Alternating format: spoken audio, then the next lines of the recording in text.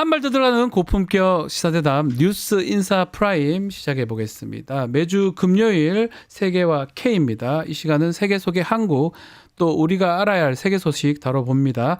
오늘도 문희정 평론가 알파고 기자와 함께하겠습니다. 안녕하십니까? 네, 안녕하십니까? 안녕하세요. 네, 자 우리 세계와 K에서도 지금 먼저 윤석열 체포 소식 먼저 좀 얘기를 좀 나눠보겠습니다. 보셨죠? 예. 예, 어떻게 보셨습니까? 영장 집행 과정. 사실은 그 네. 첫 번째 집행에 실패하고 나서 네. 그 중간에 우리 국민들이 굉장히 가슴앓이를 많이 했잖아요. 그리고 그 과정에서 공수처라든지 경찰을 향한 질타도 많았고 네. 그 과정에서 또다시 경호처 내에서 그동안 알려지지 않았던 그 수많은 윤석열 그 부부의 민낯이라고 해야 되나요? 부끄러운 민낯들에 대한 얘기들이 굉장히 많이 나왔죠. 예. 그러면서 저희가 그날 새벽에 사실은 그 현장을 보면서 생각보다 너무 쉽게 진행이 되는 거에 아하. 약간 저는 이게 맞나라는 의구심이 들 정도. 경찰도 사실 이거 함정 아니야라는 의구심을 가졌다라고 얘기를 하잖아요. 5시간 걸렸어요. 뭘 쉽게 해요. 전혀 충돌 없이 들어갔잖아요. 왜냐하면 없었으니까. 예. 전 세계에서도 가장 걱정했던 부분이 혹시라도 네. 유혈 충돌이 그러니까요. 벌어질까 봐 그걸 걱정했잖아요. 그거 없이 마무리가 돼서 다행이지만 중요한 건 관자 안에 들어가 가지고 엄청나게 시간이 걸렸다는 거 아닙니까? 네. 끝까지 안 나오고. 애를 먹이는구나. 대통령으로서의 품격은 1도 없구나를 다시 한번 확인하는 상황이었습니다. 알파고는 어떻게 보셨습니까? 여러 가지 생각이 들죠. 네. 왜냐하면 이제 저는 박근혜 대통령이 탄핵이 됐을 때 저 그때는 외신 기자였어요. 정식적으로 그때는 외국 언론사의 한국 특파원이었는데 그러다 보니까 저는 이제 양측 사람들이랑 만나고 인터뷰도 하고 그러다 보니까 양측의 목소리도 많이 기울었었는데 네. 이제 그때 보수 쪽에 있는 분들은 이제 박근혜 대통령이 이상한 언니를 만나가지고 잘못한 거 맞는데 예. 그래도 좀 약간 뭐 대통령 수준이니까 대우에 지켜야 되는 거 아니냐라는 말들이 있었거든요. 네. 이제 그 대우를 지키지 못하는 분이 체포됐잖아요. 그래서 좀 약간 인생이라는 거는 좀 약간 특이하다. 특이하다. 자, 이 12.3 불법 계엄 내란 사태부터 윤석열 체포 때까지 정말 외신들이 거의 생방으로 보도를 한다고 저는 느꼈거든요. 네. 집중 보도했어요. 체포하는 것도 이런 사례가 없어요. 없으니까 그렇군요. 왜냐하면 저는 이제 체포된 대통령들의 사례들을 봤는데 네. 다 구테타 시기 안에서 현직 대통령이 이제 그렇죠. 했는데 나머지들 이제 탄핵이 되고 난 다음에 체포되거든요. 탄핵 그 과정이 끝나고 네. 체포가 되는데 근데 이번에 좀 약간 사건이 왜냐면 원래 진입 쿠데타들은 거의 99% 성공하잖아요. 성공이에요. 네. 실패할 일이 없어요. 자기가 하는 건데 예. 근데 이제 실패했어요 이번에는. 제가 몇 주 전에 말씀드렸던 그 얘기를 다시 이거는 진짜 역사 교과서에 들어갈 사건이에요. 이거는 앞으로 많은 나라들이 연구를 할 거예요. 그렇죠. 정확히 어떤 기관이 복종을 안 하는지 정확히 어떤 기관이 먼저 폭로를 했는지 이 얘기들이 다 하나씩 그 사람들이 공부하려고 한국 그 문헌들을 이렇게 뒤집을 겁니다. 예. 아니 이게 어떤 의미로 받아들이시면 되냐면요. 우리가 지금까지 뭐 대통령이 체포됐다 이거는 말씀하신 것처럼 쿠데타가 일어나가지고 그 쿠데타 세력에 의해서 대통령이 강제로 끌어내려지고 이런 거는 우리가 남미라든지 아프리카라든지 소위 말해서 민주주의가 완벽하게 정착하지 않은 국가들에서는 많이 봤던 일이에요. 그렇죠. 그런데 한국이라는 나라는 민주주의가 제대로 정착된 나라의 대표적인 케이스였어요. 그렇죠. 왜냐하면은 우리는 식민 지배도 겪었죠. 우리는 내전도 겪었습니다. 군사 쿠데타를 겪었어요. 쿠데타도 있었죠. 이 모든 걸 다 겪으면서도 중요한 거는 민주주의를 일으켜낸 전무후무한 나라였거든요. 예. 그 나라에서 대통령이 스스로 이 민주적 질서를 흐트리고 위협하는 모습을 전 세계가 실시간으로 봤잖아요. 그 상황이기 때문에 미국에서는 뭐 이런 표현을 하잖아요. 뭐 어느 민주주의 국가든 모두 다 시험대에 오를 때가 있다라고 표현을 해요. 자, 그랬을 때 과연 정말 탄탄한 민주주의 국가라고 생각했던 나라에서조차도 이런 대통령에 의해서 권력을 가진 사람에 의해서 친위 쿠데타가 벌어졌을 때 어떤 식으로 시민과 의회가 함께 힘을 합쳐서 회복을 해나가고 그 과정에서 법치가 회복되는지에 대해서는 전 세계에서 한 번도 그런 역사가 없었기 때문에 이번에는 이걸 바탕으로 아마 다른 나라에서도 참고를 굉장히 많이 할 겁니다. 그래서 외신들이 주목을 했다라는 건데 뭐 조금 늦어진 감은 있지만 회복되는 모습들이 제가 이 우리나라 있지만 12월 3일부터 43일 걸렸지만 그래도 회복되고 있는 거잖아요. 그래서 네. 좀 조금 약간은 좀 뿌듯함도 있습니다. 그렇죠. 네. 그러니까 그냥 저는 늘 우리가 이 한국이라는 나라를 얘기를 네. 하면서 수치적으로 이야기하는 거 좋아하시는 분들한테 제가 그냥 수치적으로 말씀을 드릴게요. 네. 늘 경제 이야기하고 그다음에 글로벌 신용평가사들이 이 나라를 어떻게 평가하고 이런 얘기를 하지 않습니까? 네. 자, 프랑스는 총리 몇 번 바뀌는 거 가지고 글로벌 신용평가사들이 부정적으로 하향 조정했잖아요. 맞습니다. 근데 글로벌 신용평가사들이 아니 한국은 불법 계엄을 선포하고 내란이 벌어졌는데 왜 그거는 부정적으로 하향 조정하지 않았어라고 물어보니까 시민들의 민주주의 회복력을 이유로 들었단 말이에요. 그게 뿌듯하다는 말씀이에요. 맞습니다. 예. 그런데 중요한 거는 대통령이 정당한 공권력 집행, 체포영장 집행에 불응하면서 본인들의 지지자들을 준동하면서 선동시키면서 굉장히 대립 국면으로 끌고 갈 때는 글로벌 신용평가사들도 딱 그렇게 표현했어요. 네. 이게 더 길어지게 되면 우리도 부정적으로 하향 조정할 수밖에 없다라고 대놓고 이야기를 했거든요. 큰일 날 뻔했습니다. 사실은. 맞습니다. 더 끌어졌습니다. 네. 근데 사실 이거 다 교육이에요. 한국 소크라테스도 그 국가론을 보시면 네. 이제 거꾸로 하는 얘기가 직접적으로 말을 안 하지만 거꾸로 하는 얘기가 뭐냐면 한 사회가 교육이 없으면 거기서 민주주의는 결론적으로는 포퓰리스트들한테 넘어가고 독재가 수립됐는데 아하. 민주주의는 교육 수준이 있는 사회들의 아하. 행정 체계다. 그렇죠.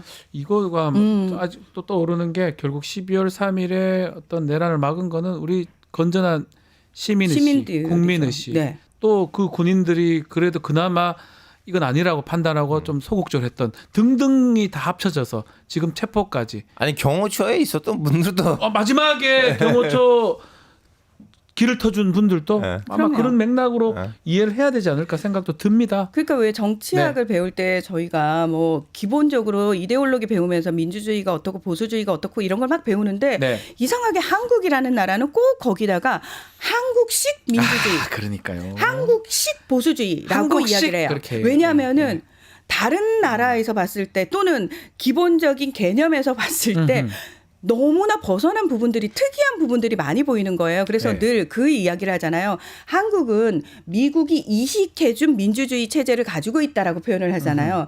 그래서 민주주의 역사가 짧기 때문에 여러 가지 부작용들이 나올 수밖에 없고 그게 한국만의 독특한 모습으로 나타날 수밖에 없다라고 늘 그렇게 예외성을 인정을 하면서 이야기를 했는데 저는 지금 이 상황이요. 설사 그렇게 시작은 예외적으로 시작됐다 할지라도 그 민주주의가 결국 정착해가는 과정에 있어서 알파고 기자가 얘기한 것처럼 시민들의 의식이 시민들의 역할이 얼마나 중요하고 결국 시민들이 그 과정 속에서 학습 효과를 통해서 성장해가는 과정을 보여주는 똑같은 걸 보여준다라는 거죠. 물론 우리는 굉장히 압축적으로 전 세계에 보여주고 있는 거죠. 있고. 네. 알파고 네. 이거 일본에서는 생방송 했던데 체포가 되는 네. 거 중동에서도 좀 다뤘습니까? 일단은 그 시간차가 있어요. 그래요. 죄송합니다. 거기서는 밤 밤 1시나 2시였기 새벽이었어요. 왜냐하면 그 생방으로 하긴 어렵죠. 일본은 뭐 우리랑 거의 시간이 같으니까 되는데. 저는 언론사들을 다 뒤집어 봤었거든요. 다음날 네, 한국 다음날. 시간으로 네. 오후 한 4시, 5시에 네. 중동 언론들을 봤었는데 이제 똑같은 날에 중동에서도 또 다른 일이 벌어졌어요. 사실은 큰 일. 뭐가 있었습니까? 팔레스타인하고 이스라엘 휴전안이 이제 양쪽도 오케이라고 했다는 그 소식. 그래서 저는 그러면 제가 언론사들의 메인 페이지만 볼게요. 왜냐면 기사는 다 있어요. 기사를 안 실어주는 언론사는 없는데. 실어주는데. 근데 메인 페이지에 있느냐 없느냐를 가지고 알아보자고 했는데 이란하고 튀르키 언론사는 메인 페이지에 없었어요. 메인 페이지는 거의 다 팔레스타인, 이스라엘. 근데 신기하게도 사우디아라비아에 있는 그 주류 언론사, 네. 아랍에미리트에 있는 주류 언론사 그리고 이집트에서 알아흐람이라는 언론사가 있는데 그 100년 넘었어요. 그 언론사 신문사가 나온 지 100년 넘었거든요. 거기에 메인 페이지에 나왔는데 그러면 이 전체적으로 메인 페이지에 나오든 말든 간에 기사들에서 제일 많이 겹치는 부분은 어디냐. 왜냐하면 여러 가지 하이라이트가 있잖아요. 경호처 허락이라든가 아니면 5시간이 걸린다든가 등등등. 네네네. 제일 많이 겹치는 부분이 그거였어요. 사다리 차를 아. 사다리도 넘어갔다는 거는 왠지 중동 사람들한테는 그게 재밌어요? 저도 모르겠어요. 그 부분이 너무 많이. 우리 경찰이 차벽을 사다리를 해서 올라갔고 나중에 차가 움직여 알고 보니까 경호처 직원들이 열쇠까지 열쇠를 꽂아놨다고. 꼽아놓고 갔다는 거잖아요. 그 저 장면이 중동에서 놀랍게 봤다는 근데 거예요? 글로는 제일 아. 많이 겹치는 부분이었어요. 요거네요. 요거 중동 언론에서 요 부분을 주목을 했다. 아마도 네. 이 나라별로 약간 다를 것 같은데 이란하고 튀르키예 같은 경우에는 반정부 시위가 혹시라도 한국에 영향을 받아서 일어나면 안 되잖아요. 그렇군요. 왜냐하면 권위주의적인 정권들이니까. 그래서 그런 부분을 살짝 비껴간 것 같고요. 네. 사우디라든지 아랍에미리트 같은 경우에는 전제 왕국이잖아요. 그러니까 왕조 국가들이잖아요. 거기는 사실 국민들 입장에서 그 국가의 정부에 별 불만이 없어요. 왜? 국가에서 그 엄청난 석유 팔아가지고 돈으로 뭐 용돈까지 받아서 사는 상황에서 네. 별로 나라에 불만이 없는 사람들한테 야 이것 봐 민주주의 국가에서 대통령이라는 한 사람이 미친 사람이 뽑히니까 나라가 이 난리가 나네 이러면서 아마도 그런 불안정성 민주주의 국가의 불안정성을 조금 더 조명하는 쪽으로 기사를 냈겠죠. 자, 백악관 입장도 나왔습니다. 평론가님 어떻게 백악관이 입장을 냈습니까? 자 백악관은요. 네. 미국 정부는 지금까지 일관됩니다. 한 번도 입장이 바뀌어 본 적이 없어요. 윤석열의 불법 계엄은 잘못된 것이다. 그래서 한국이 헌법적 절차에 따라서 잘 처리하고 있는 걸 미국 정부는 지지한다. 그리고 무엇보다 한국 국민을 지지하고 아하. 한미 동맹은 철통 같다. 대통령 한 사람에 의해서 동맹이 영향을 받지 않는다. 이 이야기를 이번에도 똑같이 하고 있습니다. 아하. 네. 자, 근데 이게 이 부분이 좀 놀라워요. 국민의힘하고 보수 좀 유튜브 이런 데서는 어떤 얘기를 하냐면 윤석열 체포 강행이 불법이고 불법적인 경고 메시지를 미국에서 보냈다. 네. 이건 하지 마라.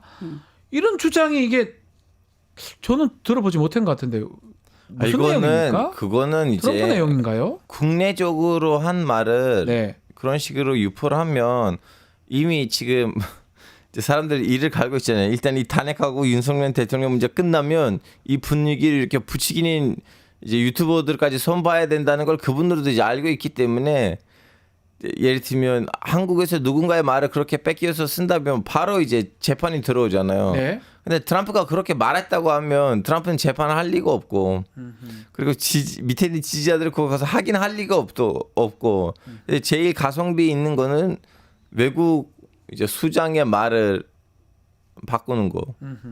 근데 일단 예. 트럼프는 어떤 언급도 안 하고 있고요. 한 번도 한 적이 없을 것 네, 같은데. 맞습니다. 네. 지금 아직까지는 한국이 트럼프의 첫 번째 의제가 아니기 때문에 그런 상황이고, 자 미국의 소리라고 하는 VOA 굉장히 우리 언론에서도 많이 인용을 하는데요. 미국 국무부 산하 맞습니다. 거기서 지원을 받아가지고 방송국이 운영이 되거든요. 네. 자 그런데 중요한 거는 뭐 편집권이 독립돼 있다라고 얘기를 해도 거기 나와서 얘기하는 사람들이 결국은 미국 국무부의 대체적인 의견이 아니겠느냐 이런 그 뉘앙스를 가지고. 국민의힘이 어떤 부분을 따왔냐면은 영김 의원 같은 경우에는 공화당의 하원 의원입니다. 아하, 예. 자, 이 사람이 의회 전문 매체인 더 힐에 기고문을 냈는데 굉장히 지금 국민의힘과 똑같은 입장에 똑같은 태도를 취하는 내용의 기고문을 냈어요. 네. 자, 그런 기고문이라는 건 누구라도 낼 수 있어요.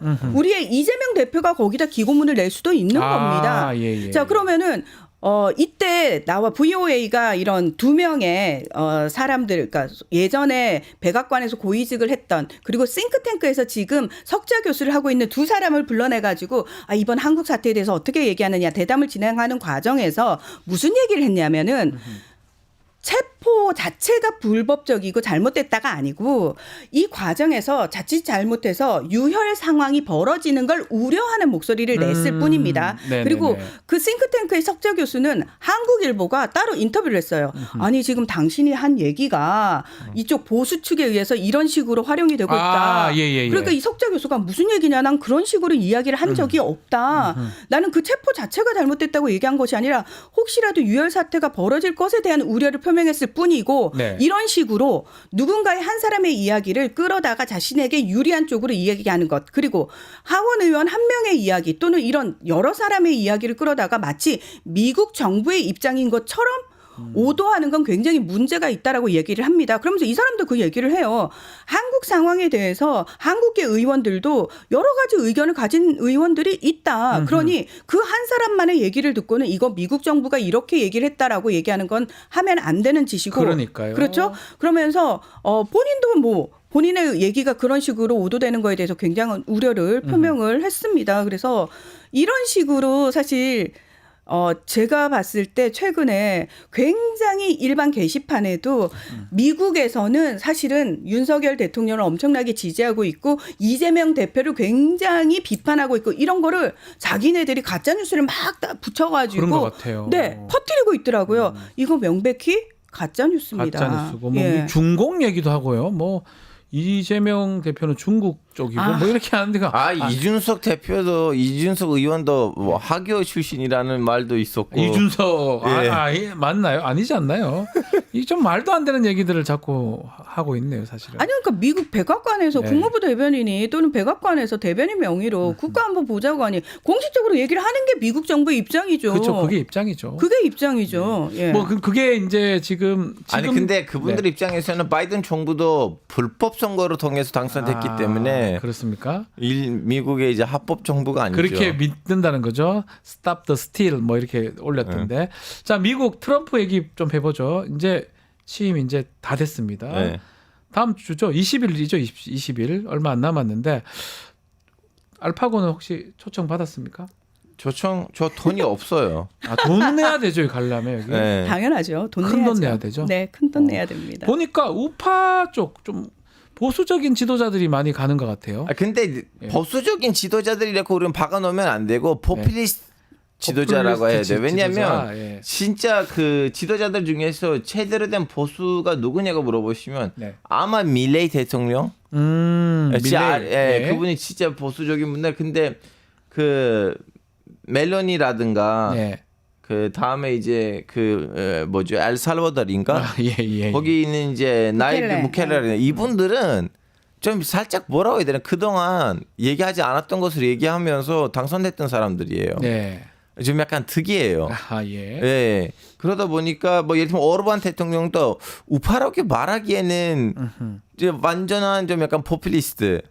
왜냐면 따로 우파가 있어요. 예를 들면 또 거기 명단에 있는 영국에 있는 그 UK 리폼 UK 정당의 당 대표. 사실은 보수 정당이 있어요. 예. 보수당 영국에. 그러니까 우파 포퓰리스트들이 많이. 예. 어쩌면 좀 이렇게 트럼프랑 결이 비슷한 것 같기도 하고요. 그러니까 예. 뭐 영국의 트럼프, 네. 브라질의 트럼프, 예. 뭐 엘살바도르의 트럼프, 우리나라의 뭐, 트럼프도 또 홍준표 시장이 초청 받았다 이렇게 제가 알기로는 들었는데 이런 예. 식으로 이제 또는 이제 본인들 입으로 스스로 나는 트럼프를 엄청 존경해라고 네. 이야기하는 그런 사람들이 초청을 받았고요. 자, 트럼프 입장에서 원래 미국 대통령 취임식은 다른 나라의 국가 정상이 참여하지 않거든요. 그게 관례거든요. 그러니까요. 근데 트럼프는 늘 본인이 세계의 중심. 늘 어디서든 중심이 되는 걸 좋아하잖아요. 그리고 트럼프는 이걸 과시하고 싶어 하는 거예요. 봐라. 강한 미국의 모습은 내 취임식에 전 세계에서 이런 정상들이 몰려오는 거다라고 얘기를 하는데 자, 우리가 착각하면 안 되는 게 뭐냐면 뭐 홍준표 시장도 초청을 받았다는데요. 조태열 외교부 장관은 초청을 못 받았다는데요. 그 얘기 있더라고요. 자, 이거는 별로 중요한 문제가 아닙니다. 대놓고 트럼프가 누구누구를 지명을 해서 그 사람들이 오는 거 있잖아요. 또는 트럼프하고 이미 단독으로 만났거나 이런 사람들은 사실 트럼프가 직접적으로 그 사람을 아는 거고요. 지금 홍준표 시장을 그러면 트럼프가 알아서 초청을 한 걸까요? 모릅니까? 당연하죠. 어떻게 알아요? 홍준표인데요. 모릅니까? 모릅니다. 예. 자, 그러면 누가 초청을 한 거예요? 누가 했어요? 트럼프 취임식을 준비하는 인수팀에서 그러면 인수팀에서는 홍준표 시장을 알아서 한 걸까요? 제가 봤을 때는 우리가 앞서서 돈 없어요라고 얘기했잖아요. 일단 돈을 많이 내면 트럼프한테 직접 가겠죠. 내가 돈을 많이 냈어. 그럼 트럼프를 직접 볼 수 있지만 미국은 로비가 합법이잖아요. 네. 그러면 로비 회사를 통해 가지고 우리나라의 기업들도 로비 회사 통해 가지고 트럼프 쪽에 기부를 했단 말이죠. 그런 식으로 누군가가 또 로비를 해줘 가지고 이렇게 연결이 됐을 가능성을 저는 네. 조심스럽게 점쳐보는 거고요. 네. 그러니까 트럼프가 직접 콕 찍어가지고 이 사람을 불렀어. 그러니 이 사람이 그 트럼프급이야. 트럼프가 아는 급이야. 라고 그렇게 해석하면 안 된다는 거죠? 당연하죠. 본인은 그렇게 이용하고 싶겠죠. 어허. 그러나 그건 아니다. 어허. 예, 그건 아니다. 그러니까 이해가 좀 되네요. 그냥 돈 많이 내면 갈 수 있다. 돈 그럼요. 많이 내거나 아니면 예. 이제 미국 왜냐하면 그런 친구가 있었어요. 그 트럼프의 대선 캠프에 있었던 미국 시민권이 없는 한국인 친구 있었어요. 아하 예. 예, 트럼프 대선 때는 열심히 미국에서 그 대선 캠프에서 일했거든요.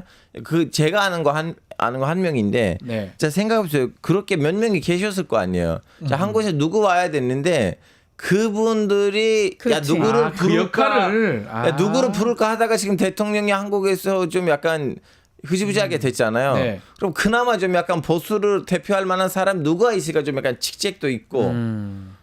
그렇게 물어봤을 때 남는 거는 서울시장하고 대구시장이 안 남으니까 네. 뭐 좀 약간 조금 더 굳은 색깔로 가자고 해서 그렇게 선발될 수도 있어요. 그렇죠. 그러니까 이게 뭐 그렇게 정말 큰 의미를 괜히 주지 가진다고. 예. 아니 뭐 트럼프하고 단독 정상회담을 하면은 엄청난 그거죠. 그렇죠. 예.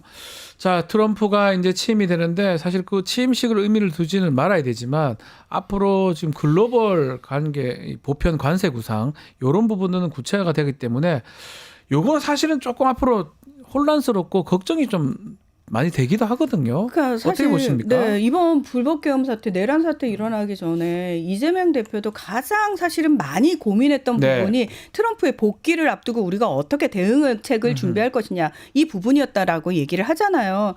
근데 정작 윤석열 정부는 불법 계엄이나 선포할 생각을 했지 이런 거에 대한 대비를 1도 안 했단 말이죠. 전혀 하지 않았습니다. 자, 일단 트럼프는 대외 수입청이라고 해가지고 외국의 어떤 미국에 들어와서 뭔가를 하고 싶어? 또는 미국에 뭔가 수출하고 싶어? 네. 그럼 무조건 관세를 물리겠다라는 그리고 그 관세를 받는 그 역할을 하는 기구를 아예 만들겠다라고 이야기를 하고 있거든요. 실제로 이것과 관련해 가지고 지금 전 세계가 난리 났지 않습니까? 캐나다하고 멕시코는 25%라고 얘기를 하니까 멕시코 대통령, 캐나다 총리가 나서 가지고 이 부분에 어떻게 대응을 할 건지 자국에서 지금 난리가 났죠.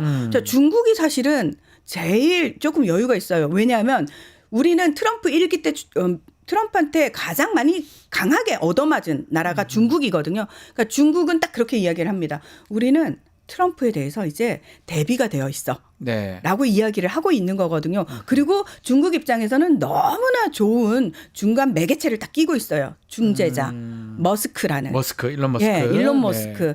그래서 실질적으로 뭐 틱톡의 미국 사업 부문을 미국에게 중단했어요. 매각하지 않으면은 중단된다고 19일부터 틱톡 중단된다고 미국에서 이런 얘기 나오잖아. 근데 트럼프가 딱 대놓고 이야기를 해요. 본인이 1기 때 틱톡 금지시켜야 돼 막 이렇게 얘기했다가 갑자기 아유 나한테 도움이 되는데 틱톡을 굳이 금지시킬 네. 필요가 있어라는 식으로 이야기를 하거든요. 그러니까 본인에게 유리한 상황만 펼쳐지면 얼마든지 입장을 바꿀 수 있는 게 트럼프라는 걸 중국도 너무 잘 알고 있는 거예요. 그러니까 전 세계가 예전에는 무조건 트럼프 비판이었고 얘기 안 통해 이랬다가 지금은 다 뭐 실리콘밸리 IT 기업들도 다 바뀌었죠. 아하. 트럼프한테 밑보여서 좋을 게 1도 없다. 일단은 좋은 관계를 만들어서 들어가서 무조건 트럼프하고 직접적으로 이야기를 해야 된다. 왜? 모든 거는 트럼프가 직접 결정합니다. 그렇죠. 자, 트럼프 당선 때부터 계속했던 게 전쟁 종식시키겠다 했는데 좀 전에 우리 알파고 얘기를 했지만 이스라엘 하마스 그 합의, 휴전 합의. 그거 지금 너무 애매모호해요. 트럼프가 자기 또 공이라고 또 생각할 것 같은데. 일단은 트럼프도 그렇고 바이든도 그렇고 물론 바이든한테 기자들 물어봤어요. 이건 네. 트럼프 떡 때문에 있었어요. 했더니 네. 바이든은 하고 자기가 했다고. 예. 네. 근데 솔직히 말하자면 양쪽도 영향을 미쳤고요. 트럼프의 그 네. 업을 어느 정도 인정을 해야 되고요. 근데 문제가 뭐냐면 이제 나타냐후 내각에 있었던 장관들이 이거 받아들일 수 없다고 했고 아, 그래요? 어제 특히 장관 한 명이 이제 사임하겠다고 했는데 사임 됐는지 안 됐는지는 모르겠어요. 예. 마지막으로 확인하지 못하지만 이대로 가면 휴전이 실행 못할 수도 있어요. 휴전 합의만 하고 실행이 안 될 수도 있다. 네, 왜냐면 이제 국회에서 승인이 나와야 되잖아요. 예. 왜냐하면 전쟁이 시작하기 전에는 나타냐후 정리의 목표들이 있었거든. 나 이걸 하겠다고 했는데 뭐 개멸 아니고 그래도 하마스를 많이 없애버렸지만 그래도 완전히 개멸 안 됐잖아요. 네. 그러니까 지금 국내에 있는 그 우 세력에서는 너 그러면 이 전쟁을 해서 뭐 하게? 뭐 얻은 거 뭐 있어? 왜냐면 이 휴전안을 보시면 이스라엘군이 다 가자를 철수해야 되거든요. 네. 그러면 이제 이것 때문에 지금 이스라엘 사회가 너무 혼돈에 빠진 거예요. 그러면 아직 정리가 안 됐다고 봐도 되는 겁니까? 네, 지금 지금- 안에 타결이 된 거 아닌가? 자, 일단 타결은 됐어요. 타결은 됐는데 네타냐후 총리에 반대하는 그 두 명의 극우 장관이 네. 연립정부를 구성을 하고 있단 말이에요. 근데 이 중에서 야, 우리는 이 연립정부에서 나가겠어 이러고 한 사람이라도 딱 나가면 나가버리게 되면 이 정부가 연정은 깨지는 깨져요. 거잖아요. 둘이 같은 정당이고 그 정당 사람들이 6명인가 7명인데 아하. 국회의원이 120명이니까 이제 63명이에요. 그 내각을 승인했던. 그래서 6명 빠지면 끝이에요. 깨지는 거예요. 50 얼마 안 되니까 못하는 거네. 예. 내각 자체가 없어지는 거네요. 네. 그렇죠. 네. 근데 이번에 사실 트럼프의 중동 특사가 굉장히 강압적으로 나가서 네. 네타냐후를 잡았다라고 얘기를 하는데요. 중요한 거는 지금 그 극우 장관들이 또다시 내부에서 이거는 우리에게 이득이 될 게 없다라는 식으로 얘기를 하고 있는데 문제는 인질 가족들 그리고 그 인질 가족들 편에 선 사람들 입장에서는 하루빨리 돼야 되는 문제거든요. 네. 그러니까 네타냐후는 연립정부가 깨지면 결국 조기 총선을 선택해야 돼요. 근데 그 조기 총선에서 본인이 또다시 총리가 될지 안 될지 불안해요. 알 수가 없죠. 예. 왜냐하면 재판을 받고 있는 상황이기 때문에. 근데 트럼프는 이렇게 얘기를 했거든요. 내가 들어오기 전까지 이거 휴전 합의 안 되면은 너네 지옥이 펼쳐질 거야. 아, 예. 예, 이 얘기를 하고 있는 거거든요. 예, 알겠습니다. 빨리 좀 전쟁 어떻게 좀 마무리가 되고 해야 되는데 그것도 사실 알 수 없는 상황이다. 자, 트럼프 취임까지 이제 얼마 안 남았습니다. 지켜보기로 하겠습니다. 자, 오늘 세계화 K는 여기서 마무리하겠습니다. 문희정, 알파고 두 분 감사합니다. 네, 고맙습니다. 고맙습니다.